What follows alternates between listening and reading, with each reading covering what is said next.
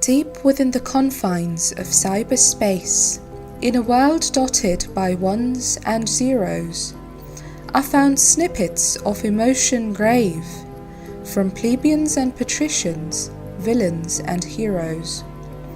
Chronicle we do how best we feel, emote then cognate, react then perceive.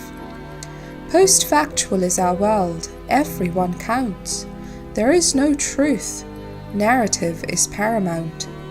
Exist we do on inert schizophrenic. It affords us freedom, the chance to tell our own stories. To each other in the now, and each other in the later. We recount our own tales, we are the curator.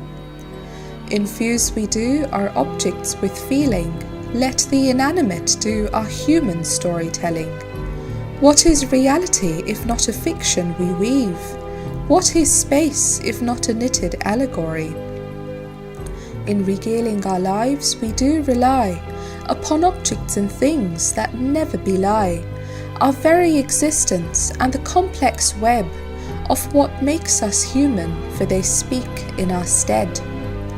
In such a world exists the city cot, born of what is left behind, what we have wanted not. Its heroes are rubbish, the ultimate artifact, translates our trash into a form abstract, awakens our spirit to the deafening roar of light magnificent, waveform galore.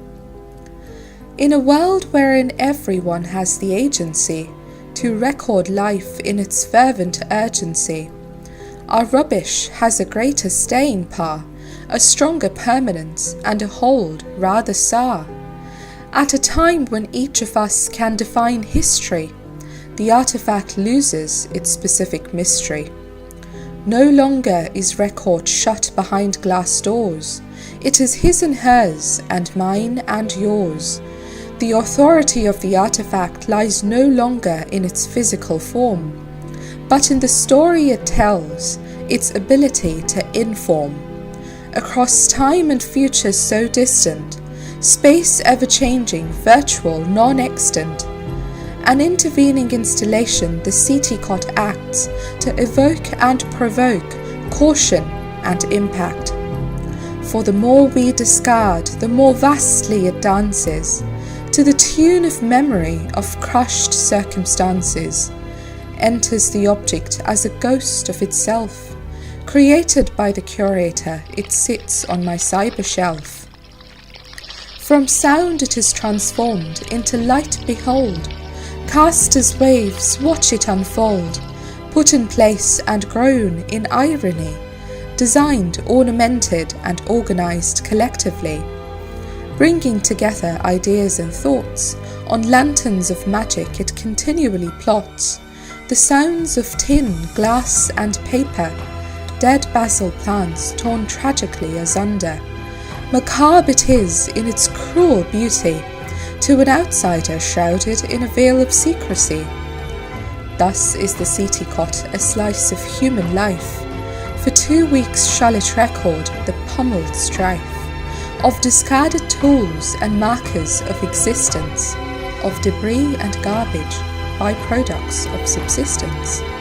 In such a way does it carefully chronicle the lives of its creators and curators millennial, who need to have and who need to own, who have never known experience alone. So flips the script the city cot does, displays what we'd rather hide in landfills and dumps, stamps we'd forgotten that we'd left behind, upon our space uncannily redefined. By our very presence, our survival alone, our being, our breath, our bodies, our souls. In all its orthogonal modular majesty, the city cot projects out of the box thoughts and ideas and indeed emotion, breaking barriers of curation orthodox. Move on has the city cot from the museum old, revolutionize the way in which we archive. What counts more than the story is how it's told, champion the feel and emphasize the improvise. Distill the meaning, let loose the spirit, display the feeling and liven the exhibit. For in our world so certainly post-factual, emotion is at the core. The museum is but a sensational time capsule, with feeling at the fore.